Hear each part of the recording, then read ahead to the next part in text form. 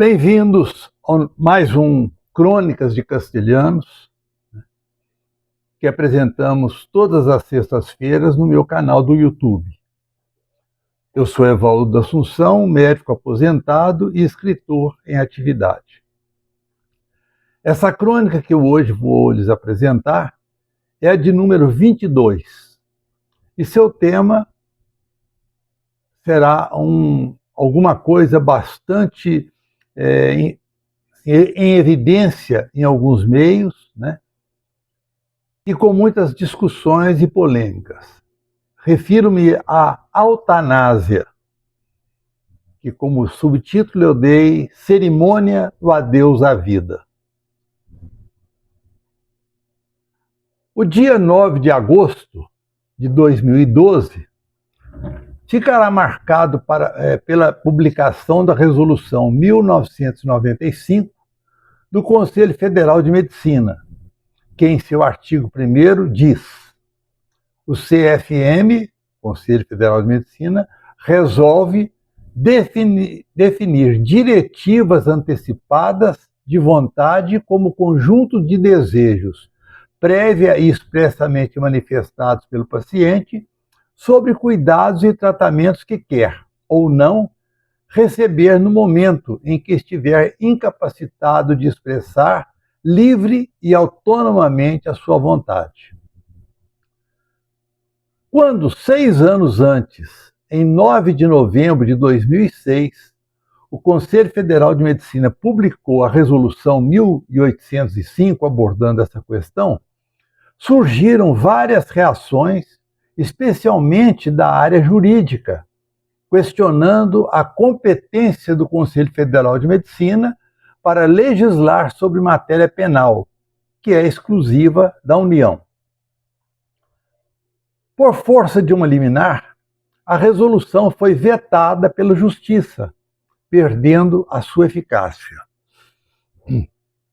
Tempos mais tarde, a própria Justiça houve por bem revogá-la, restabelecendo os efeitos da resolução, que inclusive faz parte do atual Código de Ética Médica de 2023 e em vigor ainda, né, no seu artigo 41, parágrafo único. Curiosamente, o magistério da Igreja Católica, por vezes acusado de conservadorismo, manifestou-se a favor dessas medidas. Em nota divulgada logo após a publicação da resolução do Conselho Federal de Medicina, no dia 3 de setembro de 2012, o cardeal e arcebispo de Aparecida, e então presidente da CNBB, Conferência Nacional dos Bispos do Brasil, Dom Raimundo Damasceno, disse: da forma como a resolução está colocada, a CNBB não é contra, enquanto se trata do uso de recursos extraordinários, complexos, que podem trazer mais sofrimento para o paciente, para a família. Podem acarretar custos onerosos para a família do paciente, sem nenhuma esperança ou garantia de recuperação. Então, devem ser utilizados todos os recursos normais e naturais próprios para o tratamento de qualquer paciente. Essa conduta, da qual nós estamos falando, recebeu o nome oficial de ortotanásia, palavra que vem do grego, onde o prefixo orto tem o significado de certo, correto. E Thanatos refere-se ao personagem Thanatos, que na mitologia grega representa a morte. Permito-me, entretanto, fazer uma observação que considero necessária e justa. Antes de ter sido adotado oficialmente a palavra ortotanásia, eu já havia publicado um artigo tratando desse assunto, na edição de 20 de julho de 1991, no jornal Estado de Minas, de Belo Horizonte, dando-lhe o nome de eutanásia, que é a forma aplológica de autotanásia. Vou explicar. Aplologia é a mudança linguística que permite reunir para simplificar algumas sílabas de duas palavras, formando uma só e, com isso, facilitando o seu uso.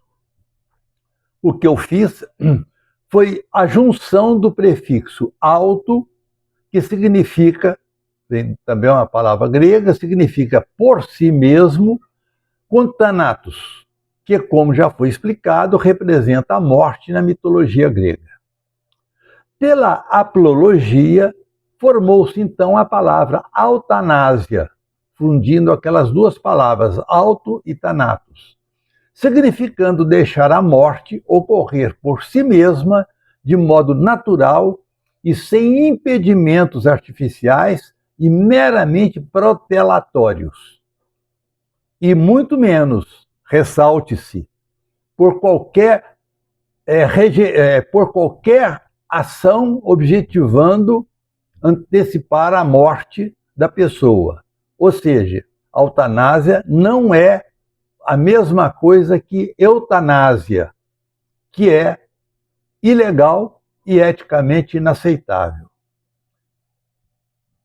Assim, essa denominação de eutanásia me parece ser mais exata. Explicando ainda para aqueles que não entenderam bem a situação, aquele início que eu fiz falando das normas do CRM referem-se a um documento que as pessoas devem deixar, e isso será fruto talvez de uma outra crônica futuramente, dizendo as suas últimas vontades. Não é testamento de material, mas o testamento do que ela quer, que se ela estiver num estado de coma, estiver inconsciente, numa doença muito grave, numa situação de pré-morte, o que ela quer que se faça em relação às condutas que deverão ser tomadas sobre ela. Ou seja, há pessoas que falam, não, eu quero que tente tudo e vai continuando, enquanto puder, vai tentando para ver se reanima, né, aquela pessoa que está em coma irreversível. Já outras pessoas, e é o meu caso e da minha esposa, nós temos o que se chama de testamento das últimas vontades, que significa, né, qual é o limite de condutas que eu quero que se utilize em mim no caso de eu estar numa situação de pré-morte. Mas mais detalhes falaremos em outra oportunidade sobre esse testamento. Mas o importante é que há uma diferença entre eutanásia, né, e autanásia. Na eutanásia, toma-se medidas objetivas para tirar a vida daquela pessoa que está num estado mais grave e ela não quer sofrimento, não quer dor, não quer coisa nenhuma. Isso é ilegal e é antiético. Por outro lado, a autanásia, por isso o nome que eu dei, porque na norma legal, no conselho, está ortotanásia, e eu vou explicar por quê, tudo direitinho a respeito disso, mas a eutanásia significa chegar a um ponto que os tratamentos que não estão sendo utilizados não têm mais finalidade nenhuma, então, ao invés de continuar procedendo a isso, muda-se o formato de tratamento, como nós falaremos mais à frente. Então, por isso, a denominação eutanásia me pareceu mais exata, porque auto, como eu disse, significa por si mesmo, e thanatos, morte. Então, seria permitir que a morte ocorra naturalmente, sem intervenções profissionais médicas. Minha discordância com a palavra ortotanásia é porque o procedimento a que ela se refere não é para proporcionar uma morte correta, que significa orto, certa, né? Thanatos, morte, seria então morte correta.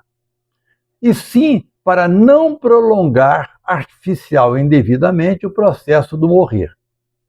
Em outras palavras, é deixar a morte ocorrer naturalmente, sem procedimento nenhum, né, que não trará benefício real algum para o paciente, né, e permitir que a fase terminal da sua doença ocorra com tranquilidade. Procedimentos esses que certamente os que tentariam prolongar indefinidamente a morte, né, ou a vida daquela pessoa, a vida quase praticamente inexistente, são procedimentos que causam muitas vezes sofrimentos desnecessários ao enfermo e despesas, às vezes exorbitantes para a família e para os seus planos de saúde. Sem falar da angústia expectante da família, sem qualquer benefício legítimo para ela e muito menos para o enfermo agonizante. A essa resistência à eutanásia que algumas pessoas têm, não, eu não quero que faça nada, deixa tudo acontecendo, continua me tratando com todos os recursos possíveis e imagináveis. Essa recusa à eutanásia, mantendo-se intermináveis tentativas e condutas terapêuticas, com praticamente nenhuma possibilidade de prolongar a vida de alguém em fase terminal, dá-se o nome de distanásia. Nela, o prefixo dis significa dificultação, dando então o sentido de que é para se dificultar com todos os meios e a qualquer preço a ocorrência da morte. Com isso, né, causa-se enorme, inútil e desnecessário sofrimento para o paciente e seus familiares. Mas quem tem o direito de decidir sobre si é a própria pessoa. A eutanásia, eu reafirmo, é o comportamento da equipe médica que abandonará as medidas curativas, né, porque já não estão servindo, já se tornaram inúteis, substituindo-as pelas medidas que nós chamamos de paliativas, que são aquelas medidas que objetivam o cuidado compassivo para com o enfermo e acolhedor para a família. Explicando melhor, né, tomando as medidas necessárias para que o paciente não sinta dor. Muitas vezes, a medicação para a dor ela é muito forte e pode até, de certa forma, acelerar o processo, né, da morte, mas é preferível a pessoa estar sedada e não sentindo dor do que sofrendo indefinidamente até que a morte ocorra, né, espontaneamente, né, lá na frente. Por outro lado, eu acho necessário repetir que existe uma total diferença entre eutanásia, que é a palavra formada pelo sufixo grego eu, que significa bom, e thanatos, morte, da eutanásia. Na eutanásia, nós relembramos, tomam-se medidas diretas e objetivas para tirar a vida de uma pessoa que está em sofrimento intenso, ou até mesmo de enfermos portadores de doenças que, eventualmente, lhes poderão causar muitos sofrimentos. Portanto, é sem dúvida um homicídio, porque a pessoa não está ainda na fase terminal, né? Ela está numa fase que eu diria pré-terminal, mas ainda tem uma qualidade de vida razoável. Apenas na eutanásia previne-se aquele momento da pessoa vir a sofrer alguma coisa quando vier a sofrer. Então, a eutanásia, sem dúvida alguma, é um homicídio, ainda que movido e justificado por supostas boas intenções. Como eu disse, a eutanásia é crime e é uma conduta eticamente inaceitável. Quando o paciente a solicita, quase sempre é porque lhe falta um atendimento mais acolhedor e compassivo por parte dos médicos, da enfermagem e até dos familiares. Na eutanásia, ou ortanásia, como se queira, não se toma qualquer medida para tirar a vida de uma pessoa, mas se aceita a inexorabilidade do processo tanático que já teve o seu início e que não terá retorno. Essa aceitação não deverá ser entendida como uma desistência, uma derrota do médico, da medicina, mas um ato de humilde reconhecimento de que todos nós e a própria medicina somos todos limitados. Se isso não for levado em conta, pode-se cair na distanásia, que já explicamos o que é, né? Que é um prolongamento artificial de uma vida já em extinção. Eu já acompanhei muitas vezes pessoas que estavam praticamente mortas, mas com inúmeros aparelhos ligados, forçando o batimento do coração, forçando a respiração e dando alguns sinais vitais, mas que não eram sinais espontâneos daquele corpo. Então, que eram mais induzidos por máquinas. Então, isso dá a sensação, muitas vezes, para a família, não, ele ainda vai recuperar, mas chega a um ponto que não há retorno. Então, todo aquele sofrimento, aquela angústia familiar, né, é prolongada e acrescida de uma decepção muito grande no final das contas. Uma consideração importante que nós devemos fazer refere-se aos familiares, que por vezes não admitem a morte de um ente querido, exigindo dos médicos até milagres para que não ocorra, né, o óbito. Não é raro ouvir familiares em prantos fazendo clamores ao enfermo, mesmo que ele já não esteja escutando nada por estar num coma irreversível, ou quem sabe até já com morte encefálica, bradando: você não pode morrer, não pode me deixar, como que eu vou viver sem você? Essas expressões, respeitada a dor diante da iminência da partida daquele paciente, geralmente demonstram um apego desmedido àquela pessoa por confundi-lo com amor. Amor e apego são coisas completamente distintas, e eu diria quase que até opostas, porque no amor eu sou capaz de abrir mão de tudo, todos os meus sentimentos, as minhas vontades, para beneficiar a pessoa amada.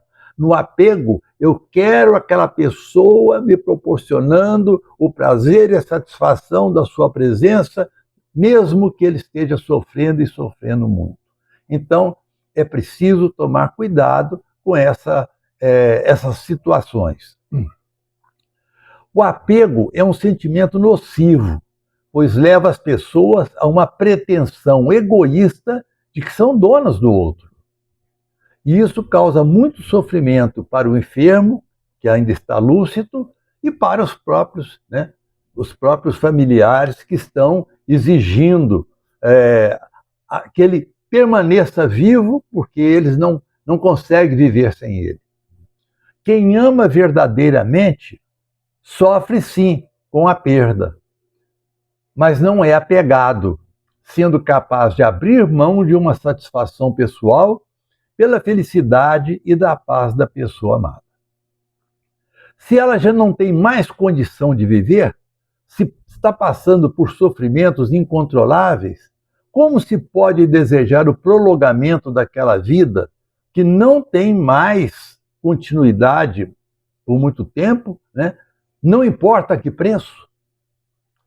Se nós pensarmos com prudência, humildade e compaixão, a eutanásia, em situações bem definidas, é o melhor caminho para a libertação e a paz do enfermo em sua fase terminal da doença. será uma compassiva cerimônia do adeus à vida. Espero que vocês tenham entendido essas colocações. A eutanásia não é acelerar a morte de uma pessoa, a eutanásia é apenas deixar que a morte aconteça naturalmente, mas com o paciente recebendo todos os cuidados, toda a atenção, todo o alívio para os seus sofrimentos, enfim, é para que possa ocorrer uma morte natural, porém, sem prolongar dolorosamente a vida daquela pessoa.